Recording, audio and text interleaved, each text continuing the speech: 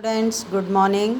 आज हमारे द्वारा लेसन 7 को स्टार्ट कर रहे हैं। हम उत्पादन की अवधारणा वाले चैप्टर को स्टार्ट कर रहे हैं। सबसे पहले हम उत्पादन की परिभाषा का ही अध्ययन करेंगे।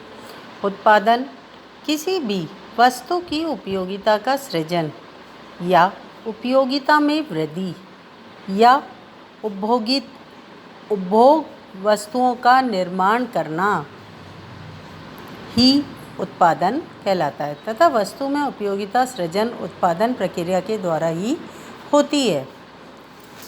आपने उपयोगिता की परिभाषा पढ़ी थी, तब उपयोगिता आपने क्या पढ़ी थी? सेकंड चैप्टर के अंतर्गत किसी भी वस्तु में निहित वह क्षमता जो मानवीय आवश्यकताओं को पूरा करने की क्षमता रखती है उसे ही उपयोगिता कहते हैं। और ये जो किसी भी वस्तु में निहित क्षमता होती है जिसे हम उपयोगिता कहते हैं, उपयोगिता का सृजन ही उत्पादन कहलाता है। उत्पादन का हमारे जीवन में बड़ा महत्व होता है बच्चों। उत्पादन जो होता है इसके पॉइंटों के अंतर्गत आपको मैंने नोट्स में भेजा है। वो नोट्स कॉपी अपनी अपनी खोल लें और वहाँ से इसको पढ़ते चल जाएं। उत्पादन का महत्व जो हमारे दे रखा है, पहला पॉइंट है उत्पादन से ही तो उपभोग संभव हो सकता है। यदि वस्तुओं और सेवाओं का उत्पादन नहीं होगा तो उपभोग कहाँ से होगा। सेकंड पॉइंट है वस्तुओं और सेवाओं की मांग वस्तुओं व सेवाओं के उपभोग पर ही आधारित होती है। तीसरे नंबर का उपभोग का महत्व है उत्पादन का महत्व है सेवाओं की पूर्ति भी उनके उत्पादन की मात्रा के द्वारा ही निर्धारित होती है।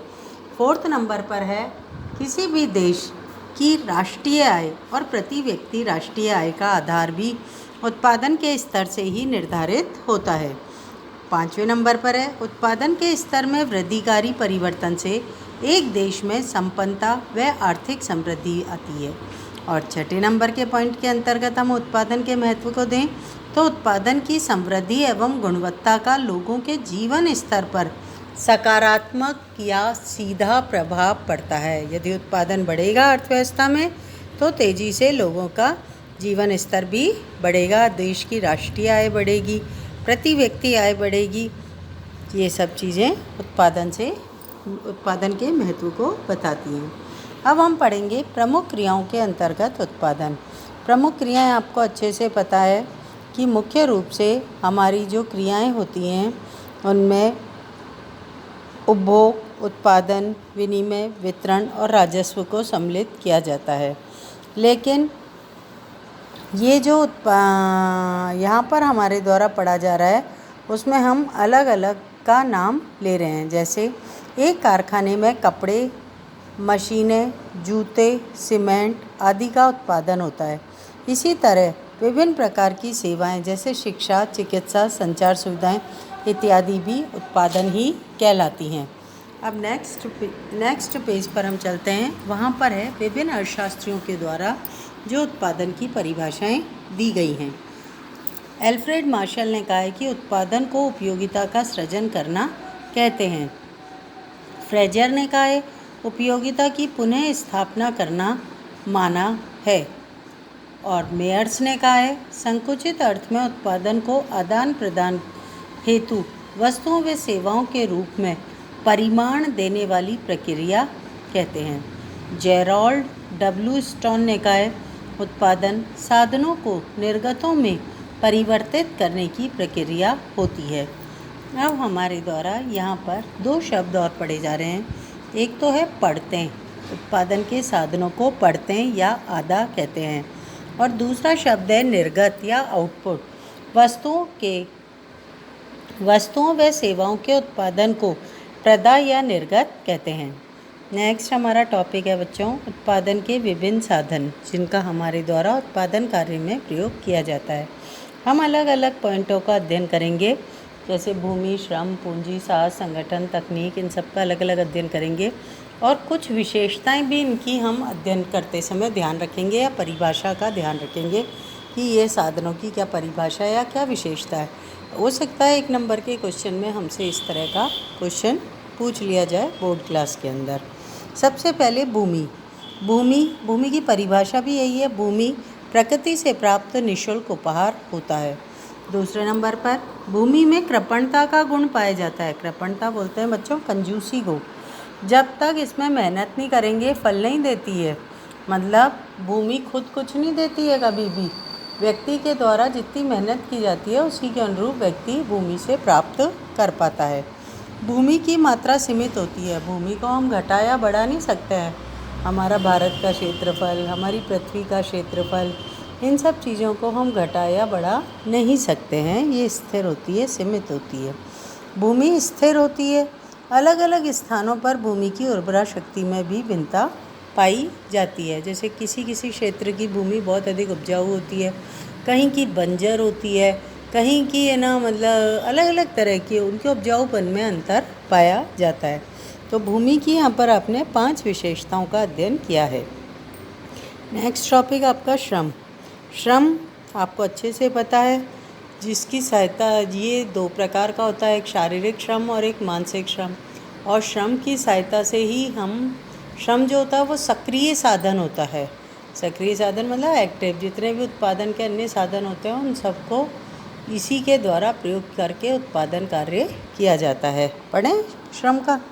पहला पॉइंट है, धन या मुद्रा के बदले किया जाने वाला शारीरिक या मानसिक उत्पादन का कार्य श्रम कहलाता है। श्रम को उत्पादन का सक्रिय साधन या गतिशील साधन माना जाता है। तीसरा पॉइंट है, श्रम को 2 भागों में बांटा जाता है, एक तो कुशल होता है और दूसरा अकुशल होता है। जो कुशल श्रम होता है ना बच्चों, उसे वेतन की प्राप्ति होती है, और जो अकुशल श्रम होता है उसे मजदूरी की प्राप्ति होती है। नेक्स्ट है, श्रम की पूर्ति मात्रात्मक और गुणात्मक दोनों प्रकार की होती है। मात्रात्मक मतलब उसकी संख्या अधिक हो, और गुणात्मक मतलब मानसिक स्तर, मतलब वो अपनी क्वालिटी के आधार पर अपनी आय का सृजन करता है। श्रम बिना पूंजी का महत्व, श्रम के बिना पूंजी का कोई महत्व नहीं होता है। नेक्स्ट अपने तीसरे नंबर का पॉइंट है, अब आपने जो 5वां पॉइंट पढ़ा था ना, श्रम के बिना पूंजी का कोई महत्व नहीं होता। बच्चों ये बात बिल्कुल सही है, क्योंकि पूंजी तो अगतिशील साधन है, मतलब स्थिर साधन है। उसको गतिशील या उसको एक्टिव कौन करता है? श्रम ही करता है ना। इसलिए श्रम के बिना पूंजी का कोई महत्व नहीं होता है। नेक्स्ट है 3rd नंबर पर, उत्पादन का साधन पूंजी।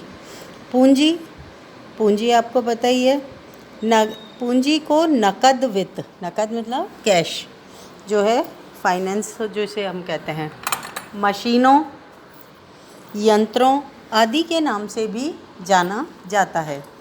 दूसरे नंबर पर है, मानव निर्मित एवं मानव संचालित होती है। पूंजी जो होती है ना, वो मानव के द्वारा ही निर्मित की जाती है और मानव ही उसको संचालित करता है। नेक्स्ट है अपने, पूंजी पर ब्याज की प्राप्ति होती है। पूंजी का जो वेतन होता है उसे क्या कहते हैं? ब्याज। पूंजी अल्पकाल में स्थिर और दीर्घकाल में गतिशील दोनों प्रकार की हो सकती है। पूंजी वर्तमान में अल्पकाल जिसे हम कहते हैं फर्म का, उसमें स्थिर होती है और दीर्घकाल के अंदर अस्थिर या परिवर्तनशील होती है। नेक्स्ट हमारा है 4थे नंबर का पॉइंट, साहस या उद्यमशीलता। साहसी या उद्यमशीलता वह व्यक्ति होता है जो सबसे पहले जोखिम उठाकर कोई भी नया उत्पादन कार्य प्रारंभ करता है। तो इसे सबसे ज़्यादा जोखिम उठाने के कारण किसकी प्राप्ति होती है? इसका वेतन, लाभ या हानि होता है। साहस या उद्यमशीलता के अंतर्गत है, किसी भी संगठन के जोखिम व अनिश्चितताओं को वहन करने वाला व्यक्ति साहसी या उद्यमी कहलाता है, और इसके द्वारा लाभ हानि की जोखिमों को वहन किया जाता है। 5वें नंबर पर है, प्रबंध एवं तकनीक। प्रबंध एवं तकनीक एडमिनिस्ट्रेशन के अंतर्गत आते हैं बच्चों, और इसके लिए व्यक्ति को विशेष प्रशिक्षण देना पड़ता है। जैसे आपकी MBA है, ये जो एजुकेशन की लाइनें होती हैं ये टेक्निकल लाइनें होती हैं, और इनकी सहायता से इनको प्राप्त होने वाला वेतन जो होता है वो अधिक होता है, क्योंकि इन्होंने विशेष प्रशिक्षण के माध्यम से ही ये कौशल विकसित किया है। पढ़े इसके बारे में क्या दे रखा है? प्रबंधन एवं तकनीक की सहायता से उत्पादन का संगठन किया जाता है। प्रबंधकीय पक्ष का संगठन प्रबंधकों के द्वारा और तकनीकी पक्ष का संगठन तकनीकी विशेषज्ञों के द्वारा। प्रबंधकों द्वारा जो शब्द है वो एडमिनिस्ट्रेशन या MBA की पढ़ाई या प्रशिक्षण प्राप्त व्यक्तियों के लिए और तकनीकी पक्ष का संगठन तकनीकी विशेषज्ञों के अंदर यहाँ पर इंजीनियरिंग की पढ़ाई करने वाले व्यक्तियों के द्वारा ये शब्द का प्रयोग किया गया है तकनीकी विशेषज्ञों का। तकनीकी विशेषज्ञों के द्वारा उत्पादन की विभिन्न वैकल्पिक तकनीकों में चुनाव किया जाता है तथा प्रबंधकीय विशेषज्ञों के द्वारा विभिन्न प्रकार के संगठन जैसे व्यक्तिगत स्वामित्व, साझेदारी, निगम में चयन आदि का चुनाव किया जाता है। इस प्रकार से ये सारा का सारा हमारे द्वारा अध्ययन किया गया है। इसके अलावा एक चीज़ और मैं आपको बता देती हूँ, उत्पादन कार्य में 2 प्रकार की तकनीक आती हैं। एक को हम श्रम गहन तकनीक कहते हैं और दूसरी को हम पूंजी गहन तकनीक कहते हैं। ये सही है कि श्रम गहन और पूंजी गहन तकनीक, श्रम गहन के अंदर कम्प्लीटली श्रम का ही प्रयोग नहीं होता, उसमें पूंजी का प्रयोग किया जाता है। और पूंजी गहन तकनीक के अंदर ऐसा नहीं है कि श्रम का प्रयोग बिल्कुल नहीं किया जाता है, केवल मशीनों का। दोनों ही तकनीक में दोनों ही चीज़ों का प्रयोग किया जाता है बच्चों, लेकिन मात्रा पर निर्भर करता है कि वह तकनीक श्रम प्रधान है या पूंजी प्रधान। मात्रा से मतलब है यदि उत्पादन प्रक्रिया के अंदर श्रमिकों की संख्या अधिक है मशीनों की तुलना में तो वो श्रम प्रधान तकनीक कहलाती है, और यदि उत्पादन प्रक्रिया के अंदर पूंजी की मात्रा अधिक है, मशीनों की संख्या अधिक है श्रम की तुलना में, तो उसे पूंजी प्रधान तकनीक कहते हैं। अब कल हमारे द्वारा अल्पकाल और दीर्घकाल का अध्ययन किया जाएगा। अल्पकाल के जो नियम हैं हमारे परिवर्तनशील अनुपातों का नियम, उसको स्टार्ट करने से पहले हम कुल उत्पादन, सीमांत उत्पादन और आपके औसत उत्पादन, इन तीनों की परिभाषा, सूत्र, चित्र, तालिका का अध्ययन करेंगे। नेक्स्ट हमारा टॉपिक इसके नियम का अध्ययन करना होगा। थैंक यू बच्चों।